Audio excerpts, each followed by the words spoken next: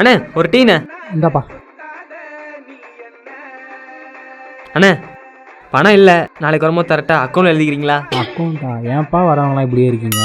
சரி நாளைக்கு வரும்போது கொடுப்பா போப்பா. சரிண்ணே. சேட்டா ஒரு டீ. ஒரு சாயாவா? இந்தா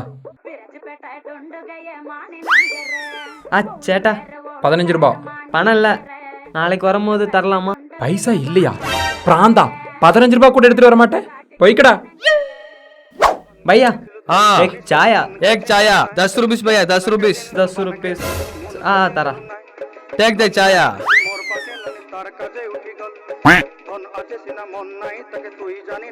भैया 10 रुपीस अकाउंट எழுதிக்க भैया வரும்போது தரேன்.